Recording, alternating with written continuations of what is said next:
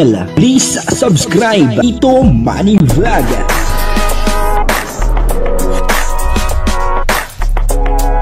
Payagan po si Tito Manny Vlog na mag-reactor para pambiling gamot sa kanya pong karamdaman. Wala man siyang records ng ng awayan. Joy Diwata at saka Kalingap Dan magkahiwalay. At ngayon lang po ito nangyari, no? First time na nangyari. Papanoorin po natin yung video at alamin po natin kung bakit po sila ay magkahiwalay. Pero bago po yan, ako muna po bumabati sa inyong lahat ng magandang umaga, magandang tanghali at magandang gabi sa inyong lahat mga kapatid. Kung saan man kayo ng panig ng mundo naroroon ngayon, ay mag-iingat kayo palagi at pagpalain kayo ng ating Panginoon. Maraming salamat din po sa patuloy na tumatangkilik sa aking YouTube channel at nanonood sa aking video reaction. Patuloy na po natin supportahan sila Kuya Bal Santos Matubang, Kalingap Rob, Ate Edna Vlog, Jack Tapia, at syempre mga kasamahan ko po sa Karepa. Ganun din po yung Team Views at yung mga Kalingap partner na charity vlogger. Ito po yung video na kung saan ay alamin po natin yung dahilan bakit magkahiwalay. Itong si Kalingap Dan at si Joy Diwata, at first time lang po itong nangyari ngayon, papanoorin po natin yung video at ang kabuuan po ng video ito ay mapapanood po natin sa YouTube channel ni Kuya Neil. Ayun, portahan po natin, Kuya Neil. Nausan naman kayo ni Joy ngayon? Ayun, umuwi kasi parang sa 23 na agad ang pasukan nila. Grabe, nagbakasyon sila ng last week lang. Tapos pasok na agad. Ang sabi ni Patrick, mga 2 weeks lang daw yung bakasyon. Si Joy kasi mas busy pa yun kasi mag-i-enroll panibagong enrollment. So mas maaga pa ang nila pag-aasikaso, kaya talagang busy. Lalo na ngayon second year, mas magiging busy ngayon si Joy. So ibig sabihin umuwi pala ngayon si Joy? Oo, umuwi siya kasi syempre bakasyon. Oo, tsaka magtatampo na si Nanay Imelda sa'yo Talagang baka lagi na lang. Baka maging totoo na yung tampo ni Nanay Imelda kasi wala nang pasok, bakit di pa rin umuwi? wala ka ng reason Baka isipin talagang ako na yung dahilan. baka talaga, sinosolo mo na si Joy. Yeah, pero syempre binigyan natin sila ng family bonding, kaya okay lang yun. Babalik naman dito sa diet. Yun. Mga ilang araw daw siya doon? Pabalik na yun bro kasi mayroon din tayong dinner para sa second year anniversary. Kailan yan bro? Kailan yan? Wednesday po yan, kasama ang buong Kalingap, sila Kuya Andy, si Kuya Bobby, at ang Team Brooks, lahat, Nanay Imelda. June 11. Thank you po sa mga sponsors na nagbigay ng pang dinner. Ayan grabe talaga, lagi may pa-dinneran doon Joy po. Grabe, salamat. Nag-celebrate na yan bro kaso yun daw celebrate, parang pa-feeding. Ito naman, para naman yata sa Kalingap. Iwalay, kasi yun sa mo sa mga, kumbaga may mga beneficiary na mga binibigyan. So ngayon naman for Kalingap, Team Kalingap. So grabe po. Thank you po sa Danjoy sponsors talaga. Hindi po nakakalimutan ng ang Team Kalingap. Thank you so much. So ayan po. So yun guys, sa mga di po nakakaalam, meron din pala kaming travel po. Na-invite din po tayo nila Joy kasi nag-invite po silang pumunta po doon sa Hot Air Balloon Festival po sa Albay. At di ko lang alam kung nakapagpaalam na ba sa'yo bro? Boss D? Hindi siya una nagpaalam. Niyayaya niya ako. Niyayaya ka? Bakit? Ba't hindi? Sabi ko kasi magmamanila din kasi kami, family feud, parang alanganin na sa dates kasi 3 days yata kayo? Anong date nyo ulit yung mga? 13, 14 tapos 15 yung uwi. So medyo alanganin na, and bukod doon meron din ako kasing mga kailangan i-vlog. Sa bagay 3 araw, so sayang yun, ang laking pero syempre sayang din kasi yung bonding yun namin ni Joy. Pero sabi naman niya okay nga lang daw sana kung next time na lang daw siya. Sabi ko once a year lang yan dapat saka ngayon lang naman ng bakasyon niya, i-enjoy niya na, sulitin niya na. At sabi kasama naman daw sila, sino ba kayo nun bro? Ayun, nandun si nandun naman sila Roseanne yun, may mga Roseanne, si Carla. Tsaka enjoy niya yun, nakasama yung Angels at kayo para kasi pagpalit niya ng pag-aaral talagang pukpukan na naman yan, busy, stress na naman. Kaya sabi ko marami pa namang next time. Lang talin, kung di kami magmamanila, sasama ako. Kaso magmamanila kasi talagang kailangan ko mag-ipon. Conflict, no?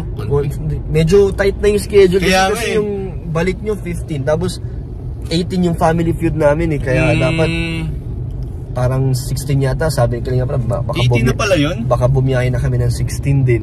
So, kailangan din natin mag-ipon at yung mga ginagawa ko sa mga beneficiary ko, kailangan kong yun, mas balik-balikan para mag-ipon tayo ng vlogs sa pa-Manila. Kaya sayang. Pero next time, sama tayo dyan. Marami pa namang next time. Kaya ito kasing na to, itong para isa si Joyce sa mga nakaisip or ng hot air balloon. Or naka-decide na pumunta. Yun nga eh. Kasi akala ko nung una hindi natatanggapin ni Rab yung schedule kasi malapit kasi na. Nagbigay lang ng date yung family feud. Parang malapit na. Etong June na din. So pinakonta ko na kay Boss Albs. Akala ko nga hindi natutuloy kasi di ba hindi naman nag-aano si Rab na magbiglaan. Nagulat ako, sabi ni Boss Albs, yun na may schedule na. Kaya ayun yun. Mas natin yung mas priority kasi yun. Matagal na rin kasi plano yun. Matagal na rin talagang plano yun. So, sayang bro, nagsabay pa, nagkasunod pa. Ano ba yan? Yun po, first time po ito na nangyari, na magkahiwalay po. Etong dalawa, si Kalingap Dan ay papunta ng Manila at etong si Joy Diwata ay papunta ng Albay. Pero niyaya po siya ni Joy Diwata, etong si Kalingap Dan sa Albay para umattend po nung Air Balloon Festival. Kaya lang ay nagkataon naman na may schedule din itong si Kalingap Dan papunta ng Manila, at meron daw po yatang family feud. Ayun, matagal na pong balak yun, at ngayon lang po yata sila maisasalang ni Dingdong Dantes, doon sa family feud. Abangan po natin yan, mukhang maganda po yan, kaabang-abang po yan, siyempre. At dito nga po sabi ni Kalingap Dan ay dapat na po ay makapag-enjoy ng mabuti etong si Joy Diwata kasi puro pag-aaral naman po ang kanyang ginagawa at ngayon ay may 1 week po siyang bakasyon.